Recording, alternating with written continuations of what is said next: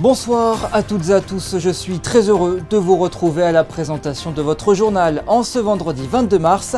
Voici les titres de l'actualité. Nommé ce lundi au poste de conseiller de gouvernement pour les finances et l'économie, Pierre-André Capori nous a reçus dans son bureau, l'occasion pour lui de nous présenter ses nouveaux objectifs. Et puis en pleine Ocean Week, les accords Ramoge et Pelagos unissent leurs forces par l'intermédiaire d'un protocole d'entente signé aujourd'hui. Nous verrons les enjeux de ce partenariat. L'établissement Les Ambassadeurs a rejoint la famille des restaurants étoilés de Monaco cette année. Nous écouterons la réaction des chefs Christophe Cussac et Patrick Mesiano. Nous ouvrirons un dossier salon du tourisme et de la croisière avec un reportage sur place. Et puis l'intervention de Laurence Augros, directrice de Monaco Cruise. Elle sera avec nous pour évoquer la forme de l'industrie touristique en 2024, un secteur en constant renouvellement. Et enfin, nous retrouverons Christine Datomel pour vous donner une nouvelle adresse shopping dans votre chronique Ce qui font Monaco. Lundi, le nouveau conseiller de gouvernement pour les finances et l'économie entrait officiellement en fonction. Pierre-André Capori a reçu aujourd'hui une équipe de Monaco Info pour évoquer la feuille de route que lui a confiée le prince Albert II, mais aussi les dossiers d'actualité et la façon dont il entrevoit ce rôle de conseiller de gouvernement.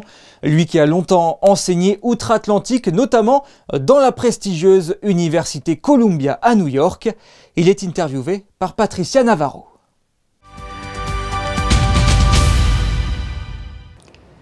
Monsieur le conseiller, bonsoir. Bonsoir.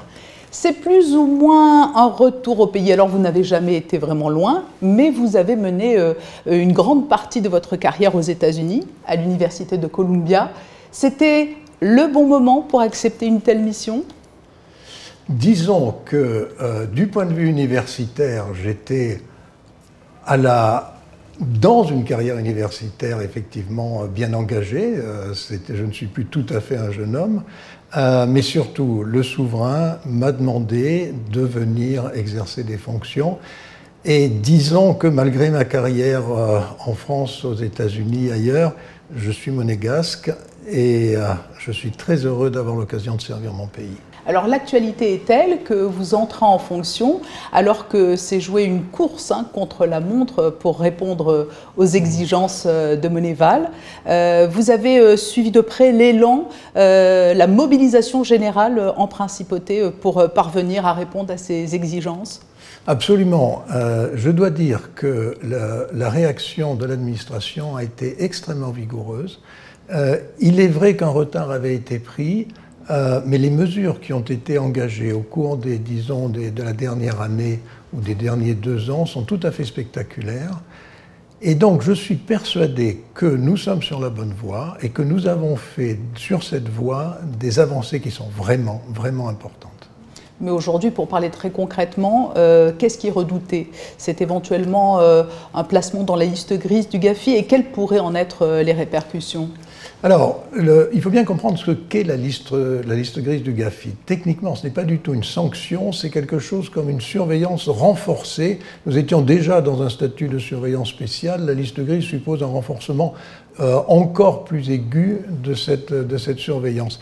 En pratique, s'il devait y avoir mise sur liste grise, et j'espère que ça pourra être évité, mais si cela devait se passer, cela signifierait que le GAFI nous indiquerait un certain nombre de points sur lesquels il considère qu'il y a encore quelques progrès à faire, tout en reconnaissant, ça je l'espère et j'y crois vraiment, la qualité et l'importance des travaux qui ont été faits jusqu'à présent et des progrès qui ont été faits dans cette direction. Et à ce moment-là, on aurait un délai, disons, d'1 an, 1 an et demi, pour achever le trajet et ressortir de cette liste grise. Oui, donc l'objectif, ce serait effectivement sortir le plus rapidement possible de cette liste. Mais c'est vrai que ce qui est encourageant, c'est qu'il y a une task force qui s'est mise en place. Alors l'objectif serait de ne pas y entrer si possible, sinon d'en sortir le plus vite. Il y a une task force et je dois dire que la task force est d'excellente qualité. Et il y a, ce qui me frappe vraiment, j'ai pris mes premiers contacts avec cette administration et avec l'ensemble de l'administration monégasque, il y a une vraie unité. Nous sommes tous convaincus de l'importance de l'enjeu, et nous sommes tous prêts à nous engager sans réserve dans cette direction, avec une excellente coordination. Et d'ailleurs, la réunion du GAFI qui va avoir lieu à Istanbul, la réunion qui va, dans une large mesure, décider du résultat, c'est une réunion à laquelle participeront l'ensemble des services impliqués. Et nous avons mis en place toute une procédure de coordination pour nous préparer à cette réunion et pour nous assurer que nous sommes au mieux sur chacun des points envisagés. Alors voilà pour l'actualité immédiate, mais au-delà de ce point majeur, quelle est la nature de la feuille de route que vous a confiée le souverain ? Le souverain est conscient que Monaco se situe quelque part à un moment stratégique. Nous avons vogué sur un certain nombre de ressources, notamment dans l'immobilier. Nous avons engagé depuis quelque temps déjà des actions de diversification. Nous travaillons beaucoup sur l'attractivité. C'est cette direction qu'il va falloir poursuivre, approfondir. Et la relation avec les autorités monétaires, le GAFI, mais aussi l'OCDE, le cas échéant le GRECO, c'est simplement des étapes dans cette évolution générale. Et ma feuille de route, c'est d'accompagner et dans une certaine mesure d'influencer, mais encore une fois, c'est un travail d'équipe, cette évolution. Vous avez mentionné l'attractivité, vous faites partie du conseil scientifique du CSA. L'attractivité, cela passe par des messages, des signaux envoyés à des entrepreneurs, mais également à de possibles résidents. Comment la concevez-vous, cette attractivité nécessaire, réelle aujourd'hui, avérée, hein, mais qu'il faut faire perdurer ? Alors, d'abord, comme je l'ai dit, c'est une activité et c'est une réflexion qui est en cours depuis longtemps. Donc je n'arrive pas pour tout changer et repartir à zéro. Au contraire, je veux me situer dans la continuité de ce qui a été fait. Il y a tout un aspect communication, faire connaître, faire passer les messages, etc. Mais pas seulement. Il faut réfléchir, y compris dans le détail de certaines mesures législatives, de certains accompagnements, y compris par la direction des finances. Il faut réfléchir à tout ce qui peut rendre Monaco attractif. Je dirais tout ce qui peut faire que des gens, des innovateurs, des créateurs, des gens qui ont quelque chose à apporter à la collectivité puissent se sentir bien, se sentir chez eux à Monaco. Et je pense que c'est ça l'objectif qu'on doit viser. On connaît la résilience de l'économie monégasque, on connaît aussi sa très belle santé, hein, que beaucoup de pays nous envieraient. Mais vous, comment envisagez-vous ce rôle, cette mission plus particulièrement? Parce que oui, tout va bien, mais il faut que tout continue à aller bien. Est-ce que cela passe aussi par des projets d'envergure? Alors, on sait que certains vont s'achever dans les mois qui viennent. Il y a l'extension en mer, il y a de grands chantiers, notamment l'hôpital. Ce sont des points sur lesquels vous allez tout particulièrement porter votre attention? Alors d'abord, sur la bonne santé de l'économie monégasque, on me demande souvent, mais notamment mes confrères français, américains, etc., universitaires d'ailleurs ou non universitaires, me demandent souvent quel est l'endettement de la principauté monégasque. Et ma réponse favorite, c'est de dire l'endettement est égal à 100% du PNB, mais avec un chiffre moins, parce que non seulement on n'a pas d'endettement, mais on a un fonds de réserve constitutionnel qui a été constitué par l'accumulation des surplus passés. Donc, pour le moment, la résilience est garantie et nous pouvons voir devant nous. Et c'est pour cette raison qu'à mon avis, c'est le moment d'entamer une réflexion sur les directions dans lesquelles nous voulons aller. Et ce que vous dites est profondément vrai. Nous avons un certain nombre de grands projets qui sont maintenant en cours d'achèvement, qui vont, je pense, changer profondément la société monégasque et l'économie monégasque.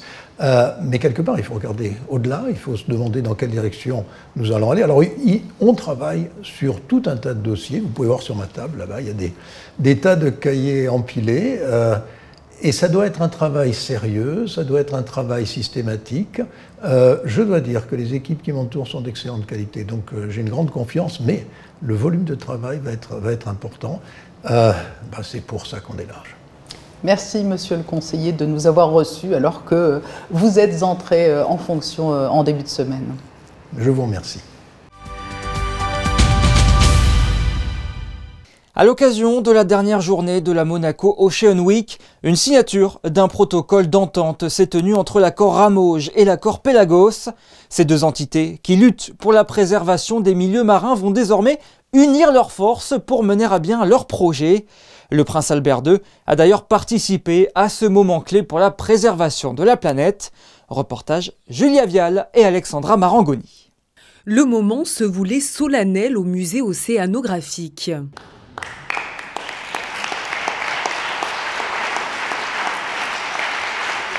Le premier protocole d'entente entre l'accord Ramoge et l'accord Pélagos a été signé. Une suite logique pour ces deux entités qui veulent toutes deux préserver la Méditerranée. L'accord Ramoge lutte contre la pollution en milieu marin, alors que l'accord Pélagos est la seule zone maritime internationale dédiée à la protection des mammifères marins. Ils marcheront désormais main dans la main. Cet accord, il a un triple objectif, celui de marquer un renouveau dans la collaboration entre Ramoge d'un côté et Pélagos de l'autre, et puis aussi favoriser l'acquisition de données et l'échange d'informations scientifiques à la fois sur les mammifères marins, mais aussi leurs habitats, et puis dans un troisième temps, encourager l'action avec la conduite d'activités conjointes entre les deux accords. Cette signature marque donc le début d'une collaboration scientifique et de nombreux événements en synergie. Il y a plusieurs activités en effet qu'on va faire ensemble. On commence depuis aujourd'hui en formalisant un petit peu cette collaboration.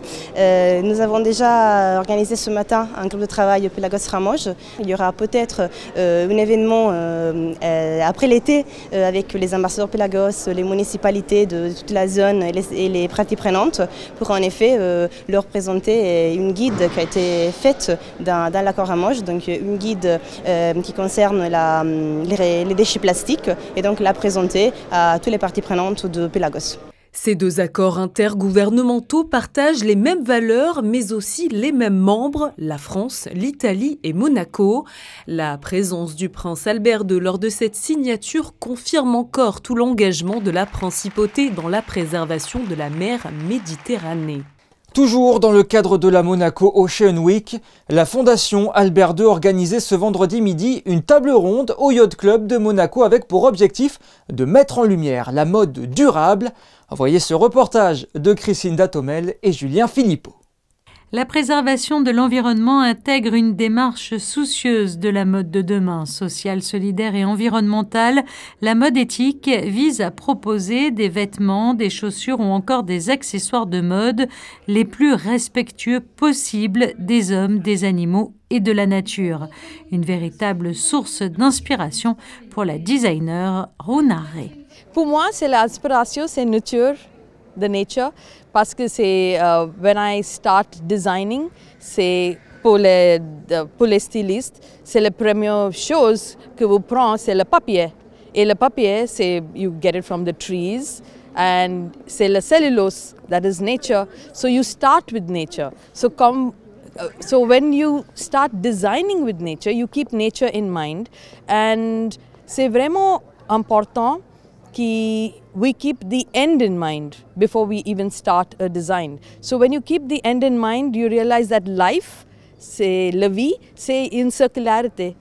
When we are born and quand je suis mort. So for me, nature is the main source for l'inspiration.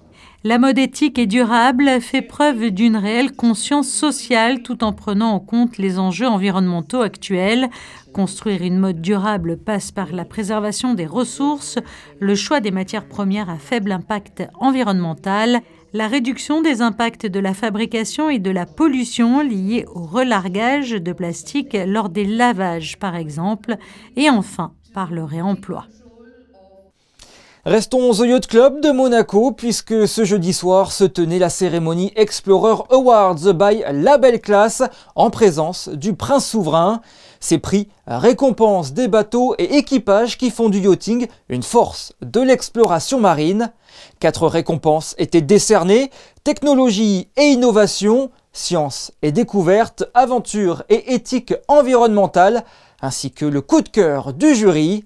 Une nouvelle cérémonie qui permet au Yacht Club de Monaco de s'affirmer comme un acteur majeur de la transition environnementale dans le domaine du yachting. Nous en avions parlé en début de semaine sur notre antenne. Plusieurs établissements monégasques ont obtenu des étoiles au guide Michelin cette année. C'est le cas du restaurant Les Ambassadeurs by Christophe Cussac qui en a décroché 2. Je vous propose d'écouter la réaction des lauréats dans ce reportage de Frédéric Elion et Alexandra Marangoni. Pari gagnant pour les Ambassadeurs by Christophe Cussac, 9 mois seulement après l'ouverture du restaurant situé à l'hôtel Métropole Monte-Carlo.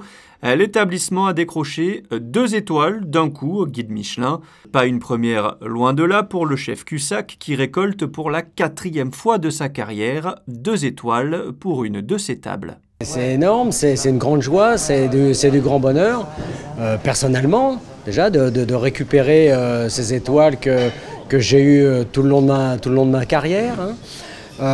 Et puis c'est une belle reconnaissance pour une belle équipe en cuisine comme en salle qui s'est investie complètement pour le plaisir du client évidemment en priorité et en espérant le Graal de cette 2e étoile attendue.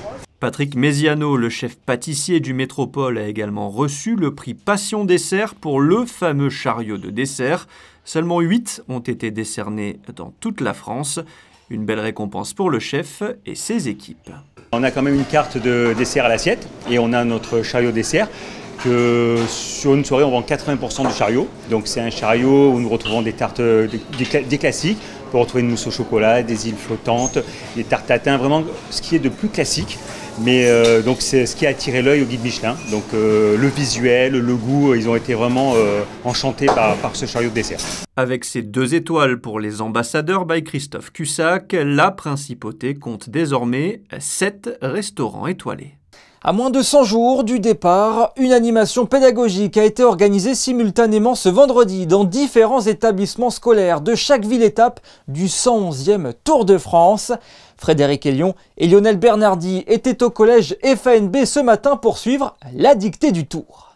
Dans 121 jours, les coureurs qui participeront au 111e Tour de France s'élanceront pour une dernière étape entre Monaco et Nice. Pour célébrer ce futur contre-la-montre de 34 km et le choix de Monaco comme ville-étape du Tour, ASO et le gouvernement princier ont organisé un événement spécial ce vendredi, la dictée du Tour. Donc on a nos professeurs de français, nos professeurs de sport qui sont en charge de la dictée pour tous les élèves de 6e, 5e. Et en parallèle, on a voulu quand même parler vélo un petit peu plus et en proposant des activités, des ateliers ici sur la cour récréation et la venue d'Antoine Berlin qui vient parler du métier de cycliste. Virgule. Pour une dernière étape inédite. Pour la dictée, les élèves ont dû orthographier correctement un article de Monaco Tribune qui évoquait le retour de la grande boucle en principauté. Ouais, et ça nous racontait qu'en 2024, en juillet, il y aura un Tour de France. On a beaucoup fait sur les verbes irréguliers, sur les pronoms, etc. Et voilà, et c'était à notre niveau, donc ça va. Après la dictée, les élèves ont pu rencontrer Antoine Berlin, l'un des 2 cyclistes professionnels monégasques, et pratiquer une discipline qu'ils ne font pas habituellement en EPS, le vélo. L'objectif, c'est vraiment de venir dans une démarche pédagogique, de leur expliquer déjà un petit peu l'environnement vélo et cyclisme route, et dans un second temps aussi tout l'univers Tour de France, tout ce que ça représente, non seulement l'aspect sportif, mais aussi tout ce que ça englobe et la culture du Tour. L'idée, c'est vraiment de rendre ça un petit peu ludique, notamment sur le matériel, le poids du vélo, un peu le circuit aussi du cyclisme professionnel, la différence des disciplines entre la route, le VTT ou la piste, et puis aussi évidemment mettre un peu en avant la sécurité, l'importance de la sécurité du vélo, ça c'est très important, le port du casque et le respect notamment du code de la route. Les lauréats de la dictée du Tour seront mis à l'honneur le 21 juillet, à l'occasion de la dernière étape entre Monaco et Nice. Ce matin, le Salon du tourisme et de la croisière a ouvert ses portes au public au Méridien Sea Club. L'opportunité pour les curieux de découvrir le panel des différents types de croisières, de l'aventure à la culture en passant par les parcs d'attractions flottants. Sur place, Justin Adel et Lionel Bernardi avaient l'embarras du choix. Le choix peut paraître difficile. Tous les stands mettent l'eau à la bouche et tous proposent des offres diverses et variées. Du simple voyage, en passant par une croisière au pôle Nord, chacun y trouve sa part. On fait beaucoup de croisières, d'expéditions, d'exploration, donc dans des zones polaires, dans des zones extrêmes, et notamment sur le commandant Charcot, puisque ça c'est un navire qui a été conçu uniquement pour faire des explorations polaires sur des itinéraires qui sont absolument uniques au monde. Et nous proposons à tous nos clients l'expérience unique de naviguer sur des voiliers d'antan avec toutes les commodités d'un paquebot moderne, des bateaux à taille humaine où ils pourront pratiquer des activités nautiques extraordinaires. Par exemple, faire l'ascension aux mains, s'allonger sous les filets des beauprés et pourquoi pas aider les membres d'équipage à hisser les voiles. Sur toutes nos dates de départ, sur tous nos programmes, sur tous nos voyages, on a des conférenciers qui vont venir en fait agrémenter le voyage et l'enrichir par leur expertise selon la destination, selon la thématique, qui peut être notamment sur l'art, l'histoire ou la musique classique. Et pour un choix plus familial et festif, vous pouvez aussi opter pour des croisières sur un paquebot parc d'attractions. Venir ici est l'opportunité de rêver, préparer sa première croisière ou au contraire, une parmi tant d'autres. On regarde les possibilités pour éventuellement partir, quoi, voilà.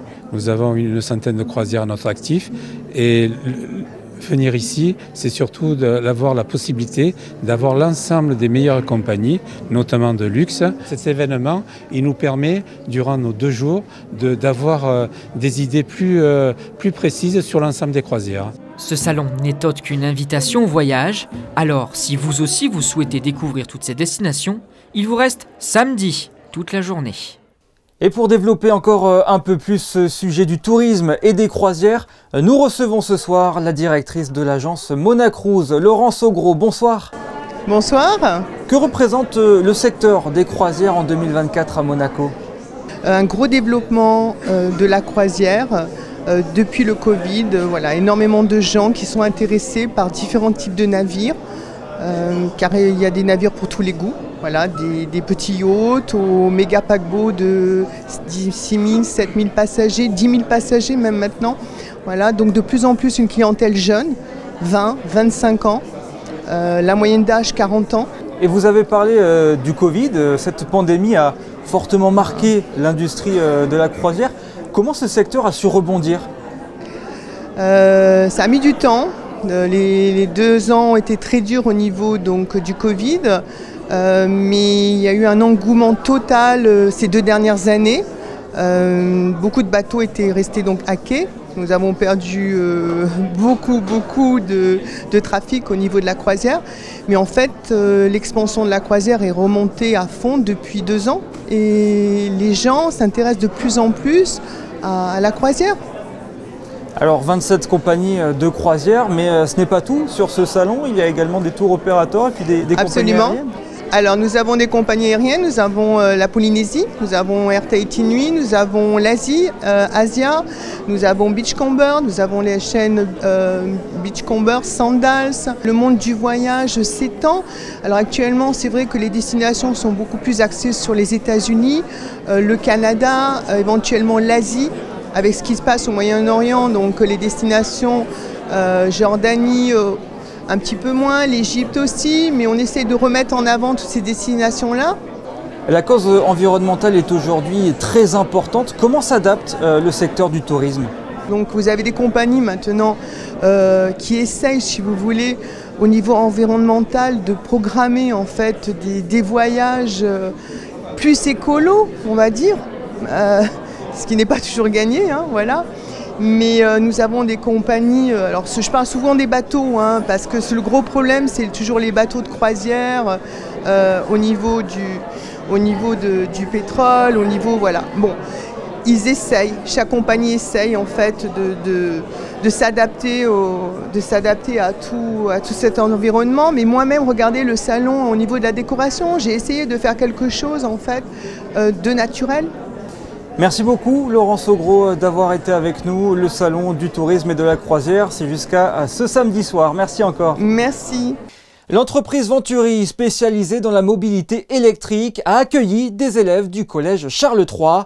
L'occasion pour l'homme d'affaires Gildo Pastor de partager sa passion et notamment d'aborder les nouveaux défis en termes d'ingénierie spatiale à travers la présentation de son fameux rover. Reportage d'Alban Gingembre et Olivier Bonello. Des étoiles dans les yeux, il s'imagine explorer la Lune. C'est comme ça aussi que tout a commencé pour Gildo Pastor. Aujourd'hui, il transmet sa passion à la nouvelle génération. C'est les acteurs de demain. Je passe mon temps à aller dans des grandes écoles. C'est à cet âge-là qu'on devient fêlé de la Lune, de Mars. Avec mon grand-père, dès l'âge de 5 ans, il me disait toujours « pense à l'innovation ». Et je dessinais des fusées extraordinaires. Les ingénieurs de demain, ce sont peut-être eux. Les élèves ont étudié la Lune en classe avant de venir compléter leur enseignement chez Venturi.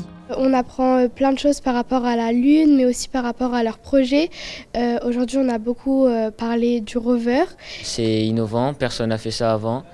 Et surtout, tout est calculé. Même la taille que le rover va avoir dans la fusée, tout est calculé. Ça m'intéresse beaucoup étant donné qu'il y a des pilotes qui travaillent ici et que moi je fais des compétitions moto sur piste. Et donc ça m'intéresse, il y a une de mes passions. Dans quelques jours, Venturi saura si elle poursuit son aventure avec la NASA pour participer au programme Artemis et partir sur la Lune.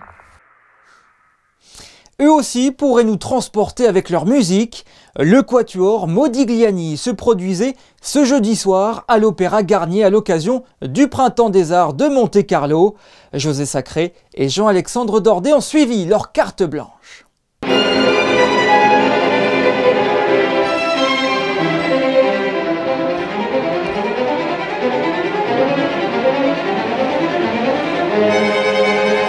Après un opéra en création, un film de Wim Wenders et 5 concerts riches d'émotions, deuxième semaine du Printemps des Arts de Monte-Carlo avec, jeudi 21 mars, un concert carte blanche au quatuor Modigliani, un quatuor qui, formé en 2003, s'est imposé parmi les quatuors les plus demandés de notre époque.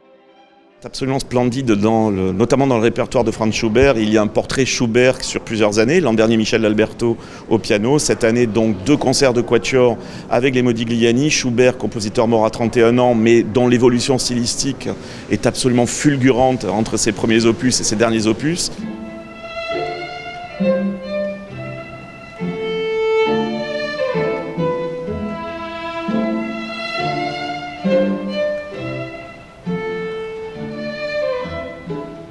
Inséré au milieu du programme Schubert, dans les 2 concerts, 2 quatuors de Félix Mendelssohn. Félix Mendelssohn, l'autre météore de l'histoire de la musique, totalement comparable à Mozart en ce qui concerne l'âge, puisque Mendelssohn, à 15 ans, avait assimilé toute l'histoire de la musique et toutes les capacités à écrire des choses extrêmement novatrices. Vendredi 22 mars, suite de la carte blanche au quatuor Modigliani. Samedi et dimanche, 2 concerts de l'Insula Orchestra à l'Auditorium Régnier 3. Oui, la formation de cette immense chef qui est Laurence Equilbé et qui a accepté, elle aussi, de participer aux festivités schubertiennes avec des œuvres du début de la production de Schubert, des œuvres de la fin, et a un portrait Mozart assez amusant puisqu'on entendra la première symphonie de Mozart écrite par un petit garçon de 8 ans qui avait déjà tout compris. Un dimanche Mozart au Printemps des Arts. En bref, le comité national monégasque de l'Association internationale des arts plastiques auprès de l'UNESCO organisait hier le vernissage de l'exposition The Bloom, des créations signées Marina Marienko qui vous plongeront dans un monde de sensations et d'émotions. C'est disponible jusqu'à ce samedi 18h. Le concert caritatif Solidaires revient en principauté le samedi 30 mars à 20h30, organisé par l'association Accroche-Cœur au profit de Écoute, Cancer, Réconfort et Soleil Royal 06. Ce concert est un spectacle de variété française interprété par La Cantarella, un collectif de 25 chanteurs. La soirée se tiendra au Théâtre des Variétés avec un ticket d'entrée à 10 €. Passons maintenant à votre chronique locale, ceux qui font Monaco. On rejoint tout de suite Christine Datomel qui a dégoté une nouvelle destination shopping.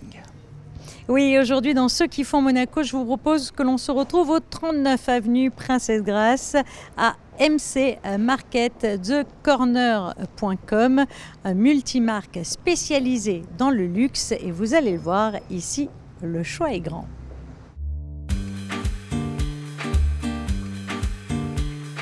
Ça a commencé avec des magasins qui sont nés dans les années 90 aux métropoles, qui s'appelaient Espace Mirage, qui étaient des premiers magasins de luxe multimarques, essentiellement pour femmes, avec un peu d'offres pour hommes. Et puis très rapidement, après le métropole, on s'est déplacé en dehors du métropole, avenue des Spélugues, là où il y a aujourd'hui Brunello Cucinelli. Et puis ensuite, de fil en aiguille, pour des raisons de stratégie, des raisons économiques, on est venu dans le quartier du Larvoto qui s'est pas mal développé ces derniers temps. On a deux boutiques, une boutique qui donne un assortiment de marques de vêtements et de sneakers pour hommes, et une boutique historique qui est la boutique Femmes Multimarque. En janvier 2023, le groupe TheCorner.com nous a rejoints, était devenu un partenaire fort pour nous, nous sommes associés avec lui. Et dans toutes leurs boutiques, ils vendent beaucoup d'hommes, beaucoup de femmes. Le marché mondial, globalement, de l'homme s'est beaucoup transformé ces 10 dernières années. Et donc, on a eu cette opportunité, donc, à côté de la boutique Femme, d'ouvrir ici la boutique Homme, qui se situe sur 3 niveaux, avec un éventail de marques plus sport, plus jeune, un positionnement un petit peu plus jeune que celui de la femme, et avec des collaborations de sneakers qui sont recherchées un peu par toutes les générations d'ailleurs, pas forcément que les enfants ou les juniors, il y a aussi les parents ou les mamans, parce qu'on fait des sneakers pour hommes et femmes. Notre core business, notre métier historique, c'est le luxe multimarque pour femmes. On a toujours vendu des robes, des designers, alors ça peut aller de Balenciaga jusqu'à Alaïa, en passant par Thierry Mugler ou Jacquemus, dans différentes gammes de prix. Et quand même au fil des années, le sportswear et les vêtements unisexes et intergénérationnels se sont développés, et à la fois dans les marques de luxe, mais dans les marques moins chères. Donc en fait, c'est pas qu'on s'est spécialisé dans le sportswear, c'est qu'on s'est adapté à ce que portent les gens. Donc c'est une recherche permanente, parce qu'à Monaco, on a une clientèle qui est, on est privilégié, on a une clientèle qui a un pouvoir d'achat élevé, mais ça reste quand même une ville avec un nombre d'habitants, je sais pas, on doit être 20 000 habitants à peu près à l'année. Donc il faut toujours renouveler le portefeuille de marques. Et pour cela, essentiellement, il y a deux villes qui se dégagent, c'est Paris et Milan. Donc il faut se déplacer, être en contact toute l'année, les contacter pour les nouvelles marques. Et pour les marques qu'on a déjà, suivre en permanence les collections, les pré-collections, aller dans les showrooms, sélectionner dans les marques et sélectionner des marques. On essaie de faire des sélections courtes, c'est-à-dire très identifiables à ce qui ressemble à notre clientèle.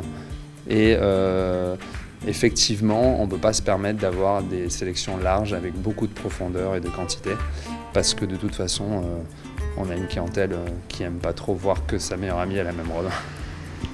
Vous l'aurez donc compris, une boutique homme, une boutique femme. Nous l'avons vu, de très jolies pièces avec un choix varié. Il ne vous reste donc plus qu'à venir faire votre shopping. Pull ou t-shirt pour ce week-end, faisons le point météo de ce samedi avec Frédéric Elion. Des éclaircies et des passages nuageux parfois denses sont attendus en début de journée, Yannick. Puis l'après-midi, le ciel sera totalement dégagé à cause du vent qui soufflera par rafale jusqu'à 60 km/h. Il fera 11 degrés le matin et 20 l'après-midi, samedi 23 mars. Ce sera à la Saint-Victorien. Merci Frédéric, c'est ainsi que se termine ce journal. Ce vendredi 22 mars était marqué par la journée mondiale de l'eau.